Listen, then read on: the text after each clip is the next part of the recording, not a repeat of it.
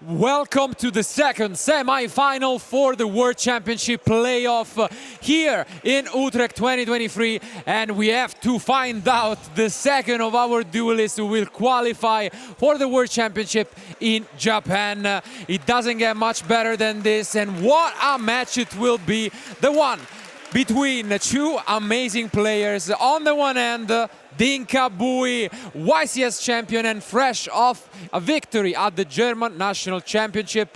On the other hand, 2019 European champion Gabriel Sussi. Wow. It doesn't get bigger or better than this. It's the crazy. World Championship spot Yeah. is up for grabs in this match. No, honestly, we wouldn't have asked for better. After 5 rounds of Swiss and our guys now competing for their spot at the World Championship. Two of the most consistent, we can say, European players. Amazing stuff from them throughout these years. Gabriel obviously have already been at the World Championship. Dinh-Kha has never been, so maybe this extra anger will pay off in the match. He wants it a little bit more. Exactly, and that might come into play. Obviously, we have both been featured already, so we do know that while Gabriel is playing his Runic Furier Sprite deck, Dinh-Kha didn't change deck from his victory in Germany, and he's playing Labyrinth. So let's see who will win this game one.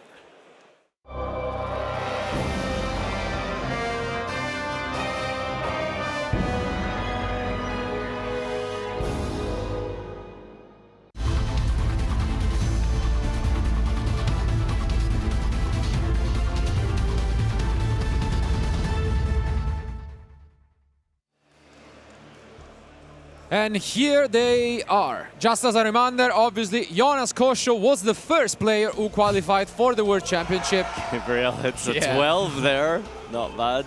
Oh, that was close. And a 10 from Dinh-Kha, but Gabriel happy to win this one. I can't imagine the emotion, the stress that's going crazy through their heads right now. I mean, you've been in a spot like this before. What is it like knowing that you are just that one match away from the World Championship spot? To be fair, in my case, I was close a lot of times, as you mentioned, and it's unique. It's honestly way different than playing in a finals, because in a finals, you know that's the last match, while usually for this kind of matches, you know that you still have some other matches to play, and it's really a weird feeling, but I don't know, you just try to zone out. It's tough when you play, especially on stage with a crowd, but yeah.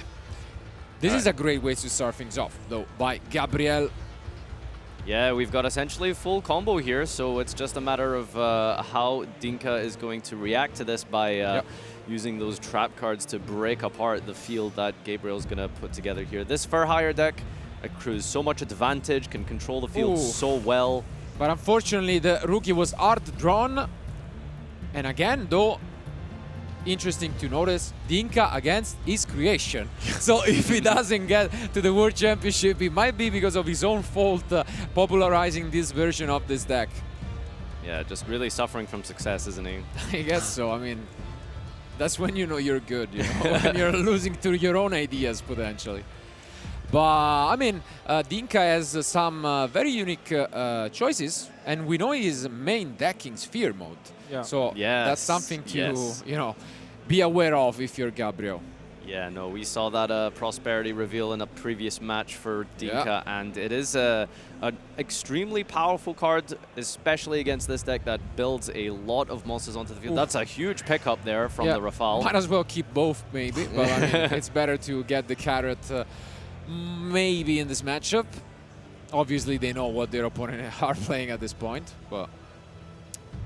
Yeah, it's just a case of, Gabriel trying to set up as many cards as possible that actually help with the trap setup, because maybe your searches kind of change depending on your matchup here. And he's going to want to definitely try and get to, I suppose, maybe a carrot setup at some point. For sure. Might see here. That's a mutant we're going for. Interesting. Yeah, I mean, he's probably just getting rid of the least usable one, because he's going to go into a Folgo later on at some point. Yeah, so you're just using it as fodder essentially for your Link summon there. Don't want to waste your Hugens. And just to trigger that fountain. That's 2 cards drawn. Pay attention because there's going to be more, potentially. Yeah, as mentioned though, it's definitely an interesting matchup. I briefly spoke to Gabriel before the match. He told me he was quite nervous about this specific matchup because it feels like Dinh-Kha might just pass. Like, because he knows that he cannot get OTK'd because the runic card was there, and it feels like he gives him an extra turn where your opponent cannot really advance much, and it gives you an extra draw for that sphere mode. So maybe we could see something like this if Gabriel is right. Interesting line of thinking there, but do you think maybe just letting your opponent have an extra turn of resolving runic cards might be a bit scary? Or? It's tough because you leave the fall go in the extra monster zone, so at the same time it's not like they can special summon with them. And most runic cards, except from Slumber and Tip, you know, you cannot even activate them. So it's an interesting option. Obviously, it depends on your hand, but especially if you have maybe, you know, multiple copies of maybe Prosperity or even something like that, could be worth. We'll see. And yeah, this is amazing, and I see the runic destruction as well in the end, which is the best one you can get against Labyrinth. Let's see. This is as good as it gets for Susi here, as he's set up this amazing turn 1 play here. Most notably as well, we went for the carrot over the red because it is, of course, this spell and trap matchup. Both players are not playing completely blind into this and are more than aware by now who is on what. And yeah, Dinh-Kha is... well, I suppose at this point, maybe he doesn't have the sphere mode. I think that's maybe something you just slap down here. And I think he's doing what you suggested. Yeah, I think he did. At the same time, I was thinking maybe the 3 copies of Heavenly Prison are actually quite nice here. Because obviously when you activate it, your opponent cannot really destroy your face down. So it could be another way of playing going second, I guess. But yeah, it seems like that's what's going to happen. And yeah, I think like sometimes a lot of decks can, you know, pair up against for hire like this. They make such a big established field, and you know, there's almost just an unplayable way to get out of it. But in a trap deck like Labyrinth that's specifically designed for, you know, clearing the field with things like the Darumaka and the sphere modes, you know, he's not in a bad spot at all. Despite losing the 10 roll, you'd be very upset about that. And yeah, we just resolved the Rafale, picked up a Freezing Curse, and we're basically with 6 cards in hand or something. Yeah, crazy advantage. Yeah, so the one downside about Runic is that the battle phase is cut off for yourself, so we're going to have to go to this battle phase, skip it to skip those Runics that we resolved on the previous turn. Interesting. Back to Dinh-Kha. He sets 2. Yeah, the thing is, this does not lose technically to the combo. Oh, he picks up instantly. Wow. Oh my. Wow. Game 1 goes to Gabriel. Convincing. Wow, really convincing start. A lot of monsters, maybe? Maybe a monster hand from Dinh-Kha, a weird one for sure, but I mean, sometimes the combo just goes Maybe sometimes they hit the right one, you set 2 cards. Yeah, because one is negated back arrow, then I mean, to be fair, it's really tough to fight back from that position. Yeah.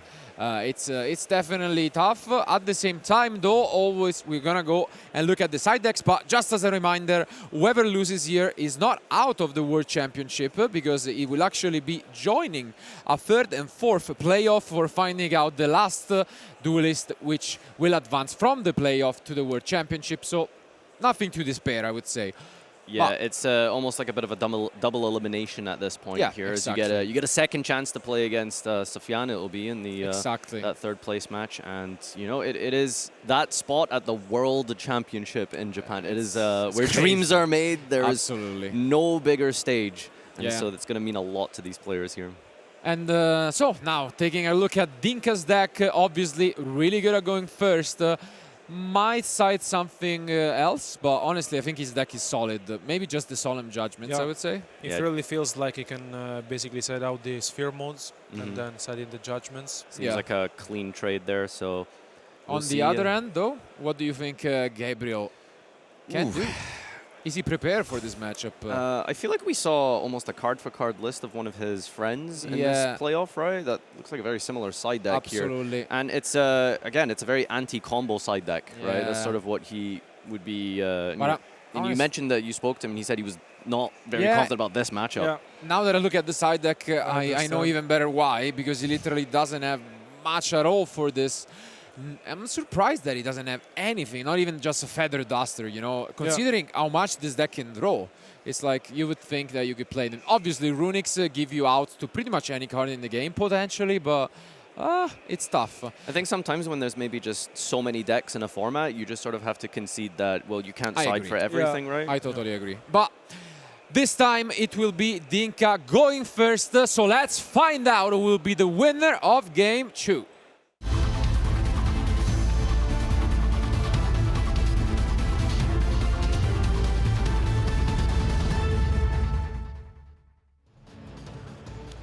So some really strong blowouts here, as we've mentioned many times in Dinh-Kha's deck here going first, you know, with those Gozens, those skill drains, particularly into the Furhire Runic matchup. Yeah. That Gozen is going to be really, really hard to play through, but it all is... Oh, okay, Pot of Nice. Prosperity. That's an incredible card, post-siding. You want to dig for those sided cards that really help you blow out this matchup here. Is Gabriel maining evenly? Because usually you could see that in the Furhire deck, at least. No?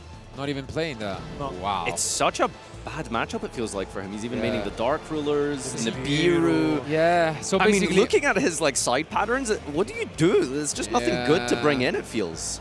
Yeah, because usually in this kind of decks you have 6 spots. Oh, but I do see the That's the Eradicator. Eradicator. We might see a final 2.0. I mean, Dinh-Kha is very familiar with that card. Yeah, I mean, there's so many good options here, right? We go for the Eradicator. yes, there's the and there he Floodgate. Yep, goes, there it is. honestly, yeah. Go for Eradicator, go for Engine. Could be So for many a, ways to play this one out. we could be in for a quick one. And we do see the Reveal Lord. Heavenly. Okay. Maybe set 4, set 3 it seems, okay. Okay. Wow. Are we gonna activate anything right away? Is there anything you think you want to preemptively flip up? I mean, if you just want to go for the Eradicator, any trap is fine, Yeah. because then you resolve the Evenly and you can use the Eradicator tributing the Heavenly, I guess. Yep. Huh. Okay. Decided Interesting. not to... I mean, maybe he doesn't have any trap that he can use right away. That would be a shame. begs the question why you would pick the Eradicator, Yeah. maybe? And like Gozen match would probably be the better pickup in that stage, I think, if you truly didn't have a way to resolve this. But Potentially. here we but go. I don't know. Maybe he has like Solemn Strike and you can just try to do it that way. Alright, Rex has picked up of this Fossil Dig, so Gabriel's hand is going to be good in terms of being able to play his main engine here, but the question is, what do we have set face down on Dinh-Kha's side? And I am, yeah, just truly despairing at his main deck and his side deck here. It is just so badly built for this Yeah. exact Oh, matchup. He just okay. set 1 and pass. Interesting. Probably reading into what we were saying about Dinh-Kha not having a trap that he can use right away. And yeah, that seems to be the case. Yeah, Lord is now going to be back into the hand here and stay unrevealed. Definitely an interesting read here. All right, And yeah, reveals we're again, just sets gonna one more see and that. passes. Do you, Okay. you think there's a reason you hold Eradicator other than maybe you just don't have a way to resolve it? Like, do you think there's like a way to just sort of I think plan it I don't out? think so. No? Especially because this feels really slow, and if you can access a trap, Heavenly, not only does he allow you to resolve the Eradicator, but it gives you the big welcome. So Yeah. like you can even OTK or get advantage. So I'm pretty sure he doesn't have a trap that he can use. I would be shocked if that wasn't the case. All right, looks like we're repeating it again here. Set pass, 5 back row, Lord, and a monster too. Wow. Very unusual start to this game too. Yeah, not how I expect this to play out. Yeah, especially because like now I think we can expect Dinh-Kha having at least one useful drop Yeah. cards, right? Okay. Okay, Here he comes did finally. pick it up. Let's see if there is a Nash on the other end or something else changed. He could try to snipe the Eradicator with a Destruction if he has it, for example, but the problem is that the Heavenly protects it, so that's not even an option right now. And yeah, it's gonna resolve. Going for the Lovely. That's why he even set a card to begin with, so that he could actually Resolve the destroy Lovely. effect, yeah. Yep. Makes sense. So whatever you go for here, I suppose doesn't... Okay, we're going for the Destruction. It's a card that you want to have in general in this matchup here, but it's a question of will Dinh-Kha actually resolve the Prison? Doesn't look like it. We're just going to hold it in the hand. Yep. Skill Drain off the top there. So now he's gonna use the Lovely as expected, and if Gabriel doesn't chain the face downs, those could also get sniped off. Yeah, I mean, even something like freezing curses to negate wouldn't do much, as we just chain the Eradicator, and it looks like resolution. Wow. There it is. Yeah. This is exactly the combo that won him German National Championship. Let's see how many spells and we've got in Gabriel's hand here. You can probably chain a runic just to special summon, I would say, but here, okay, makes sense. He's the rookie. Is he gonna chain a runic?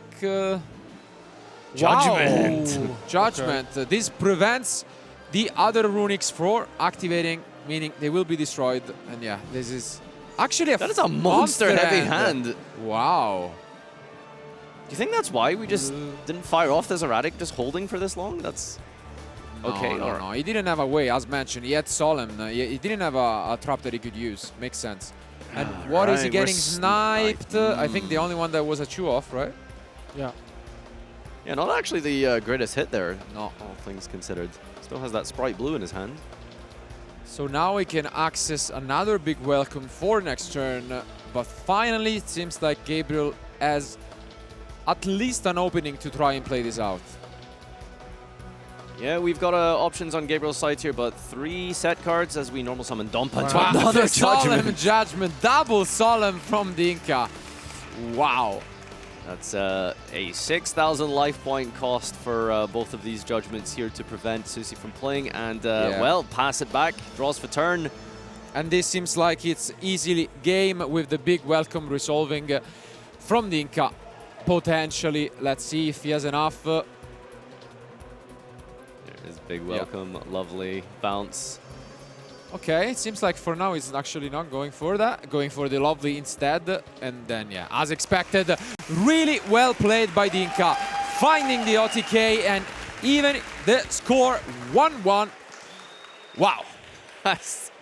Very weird game, I gotta say, yeah. Strange one, yeah. No, I mean, it's the double Judgment was powerful. You know, that's absolutely the signature staple of a trap deck is the old Solemn Judgment. Unbelievable. It was devastating, honestly, especially because like there was nothing else that Gabriel could have done. And but now I think Gabriel is in trouble, honestly.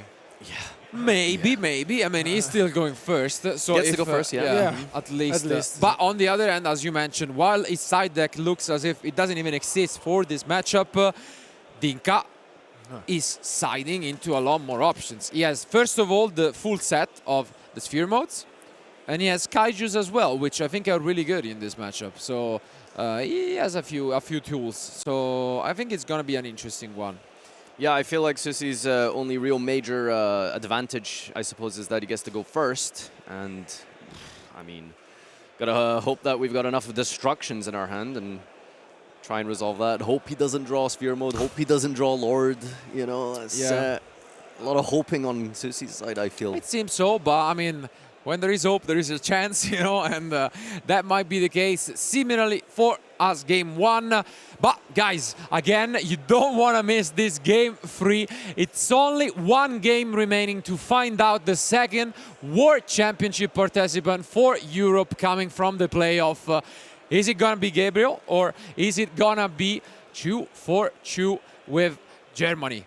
We're going to find it out. Let's head into game 3.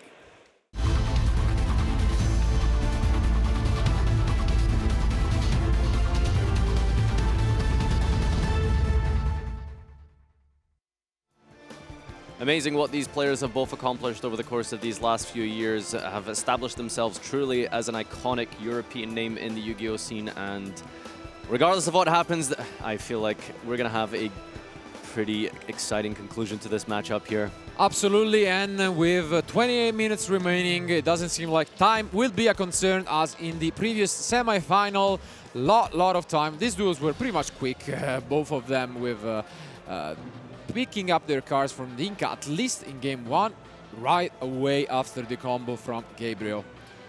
Really curious what Dinh-Kha's hand was in game 1. He just seemed to not really do anything. He just set 2 pass. Yeah, might just have been 4 monsters even, and 2, you know, nothing great. But here they are. Yeah, we're ready for game 3 as we do our final cuts. And there it is, nice the fist bump.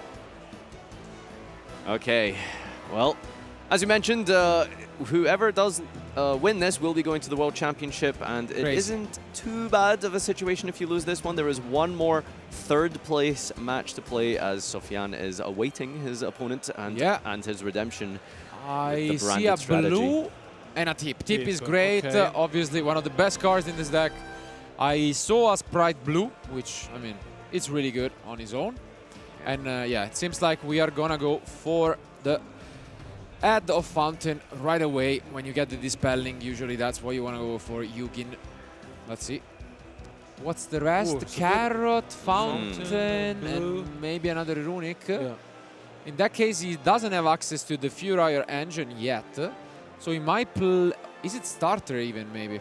Yeah, makes sense. When you don't have access to that, you're forced to go for the draw first.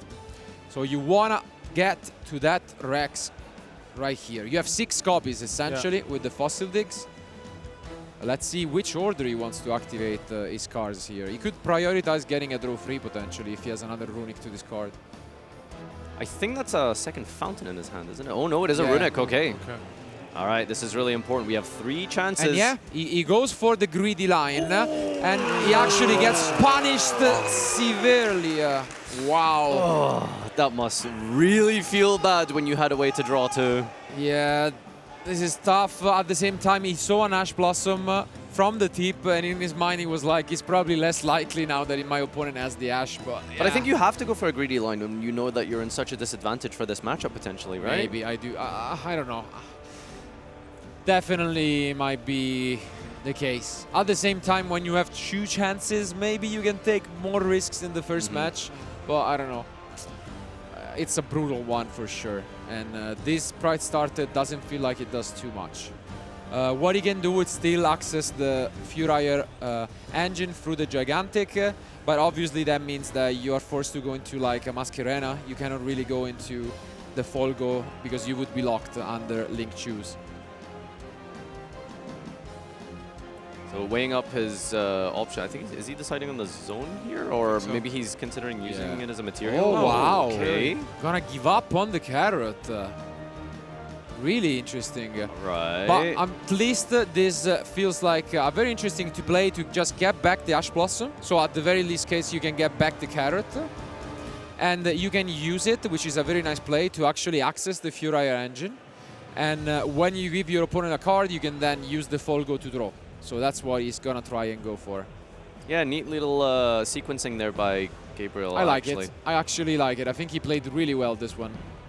Yeah, so despite that Ash Blossom on 3 coming down, it seemed really clutch, but actually making the best of it here as we're kind of working it out I think just this fine. was an amazing play by Gabriel. Yeah.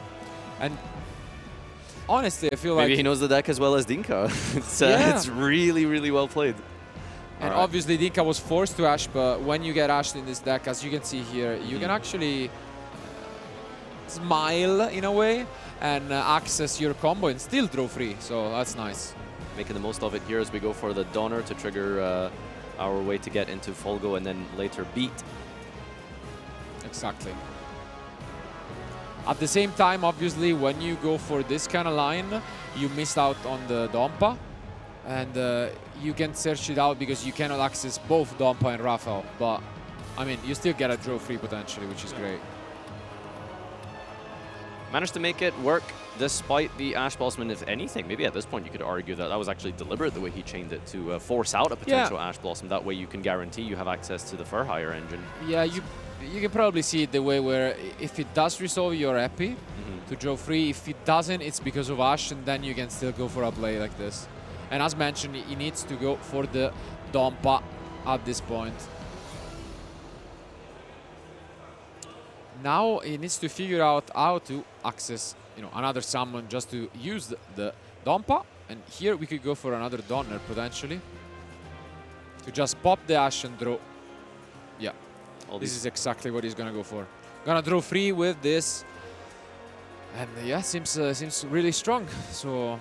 Yeah, really managed to make that work, and the sequencing has been absolutely perfect here by Gabriel. I'm super impressed with the way he's ran this out, and what I'm going to really question here is, yes, we draw 3, but how good is it to dig post-siding when you have nothing in this matchup? It's really scary here to see if Dinh-Kha can actually capitalize on on this, despite the advantage that Gabriel has managed to accrue here. Especially because in game 1 he also had the carrot on the line. No? So and play is back to Dinh-Kha, who might have a sphere mode, but he doesn't really need it at the moment to fight back here. It would be really nice. And it's important to notice that with the Ash Blossom negating Fountain, there are still 3 runic cards in the graveyard. So any runic card from Gabriel actually draws him 3 cards, which is huge. Do you think it's worth like maybe just firing one off immediately in the draw phase just to trigger that fountain? The problem is you only have Slumber available if that's the case, or Tip, I guess. But outside of those, you don't really have a way to activate them. It could be. If oh, wow. Did he pass back? And this is exactly what Gabriel mentioned. This deck can afford to just pass back because you're not getting OTK. But now Gabriel is gonna try his best to just do as much as he can to get the Rafale, excavate 4 cards, which is crazy. Yeah.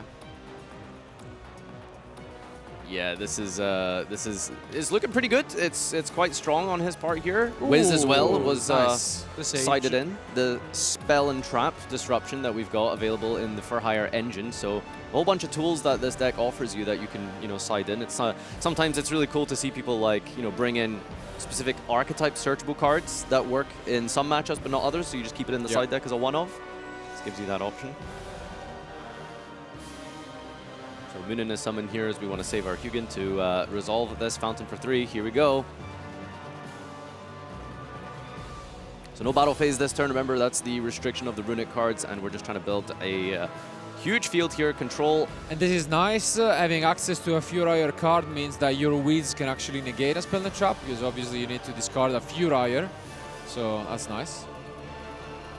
Yeah, it's just really about setting up as much spell and trap disruption as possible here. And also gaining life points. Not sure if this will be relevant, but game 3, 20 minutes could be.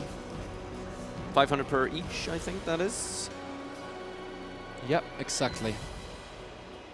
Except itself, so yeah, it's gonna be 2,000 gained. Going to 10,000. And yeah, this is impressive, honestly, from Gabriel. Managed to put up the same board, but again, better improved with the Wiz protecting him from like evenly. Multiple spells and disruptions this deck can offer you. So we had Wiz, Carrot has obviously been used earlier. Yeah. But there are some ways to fight through this, despite the fact that we have no sort of non-engine to deal with the trap deck. And it is now Dinh-Kha's turn here to try and mount something. The strategy of passing has worked out and played well for him so far. But this is the turn where he needs to play, as Gabriel will not be under that battle phase restriction next turn.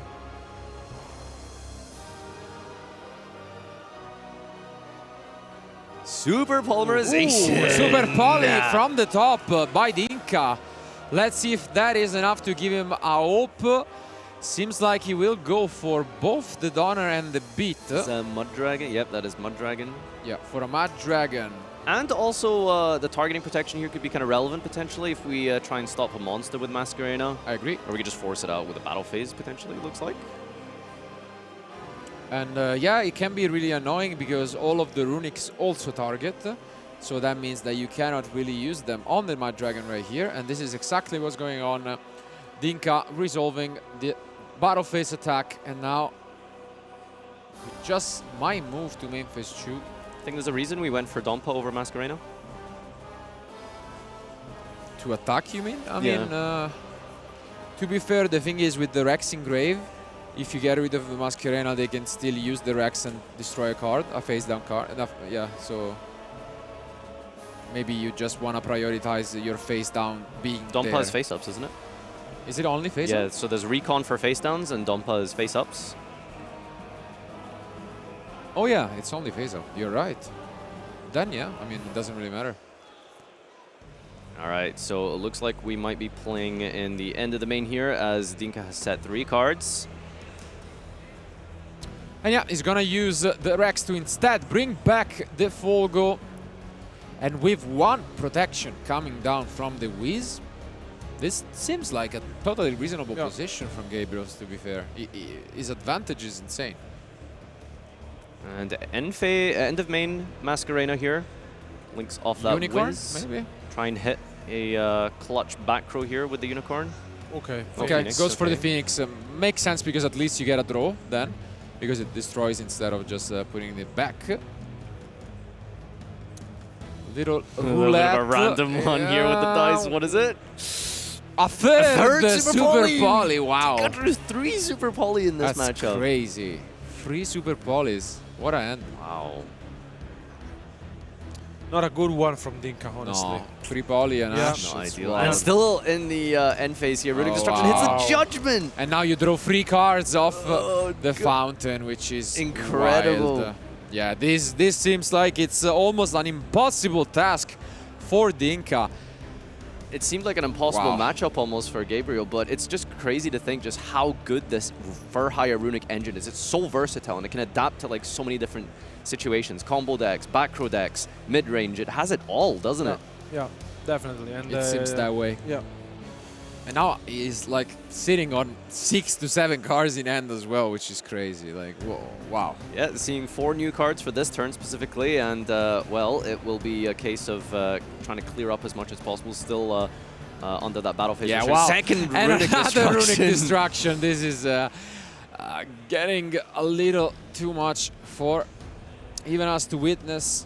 Gonna get additional draws. The last card in hand is a Lady, Labyrinth. Wow, and Judgment. more Solemns. Yeah. It is a strange hand we've seen from Dinh-Kha. This is Triple brutal. Super Polarization, double Judgment. Wow. So now he's gonna draw a card off the Folgo. Doesn't activate the fountain, it seems. I think he has at least 2 in the grave, which is interesting. But maybe he has a tip. Dinh-Kha probably wishing here that Mud Dragon could declare face Absolutely. downs instead of monsters for the target protection, because we have absolutely cleared out 3 cards just with our in-engine disruption of the Fur-Hire deck. Absolutely amazing. We mentioned how both of these players are amazing, amazing duelists with lots of accomplishments, but at this point it seems like it might be Gabriel going again to the World Championship, and it would be a back-to-back pretty much, because it was the 2019 European champion, and obviously the last World Championship we held was back in 2019, so still, just like Jonas, it would be the same trend, both qualifying twice in a row. Yeah, I think these players at this point should just set up like a tent or something in Tokyo, you know, like they're just going so often at this stage, you know. Yeah. To be fair, the last one we had was in Berlin. Oh, yeah. I think they will be pretty exciting to visit Tokyo this summer. All right, Links offer access, I think it is. Yep. And that is more than enough damage on the field here, but we are restricted from, right? There's no battle phase this turn? No battle phase, Yep, right? okay. So, setting and passing here.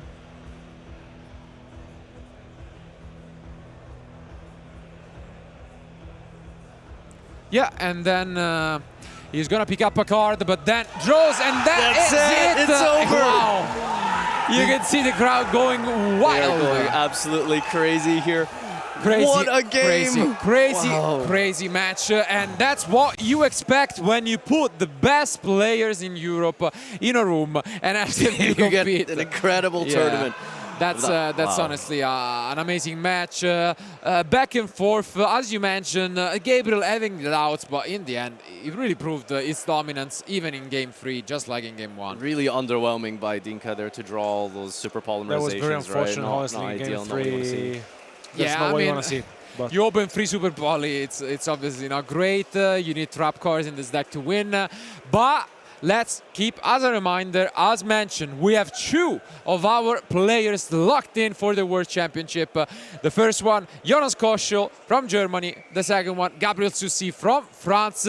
But now we still have a third going from the playoffs, and it's obviously gonna be the one between the 2 losers from the semi-finals. They're gonna go ahead in one remaining match for the playoffs to find out the last one going. This is the double elimination, the final chance now. As bad as that might have been, you need to keep your head screwed on, stay cool, and have another chance at getting this spot here, because this is all to play for now. This is the last chance to go to Worlds. And it could have been a shoe for Germany, but regardless, we are gonna find out who between, once again, Germany and France, with Sofiane, will advance against Dinh-Kha in our final match for the playoffs.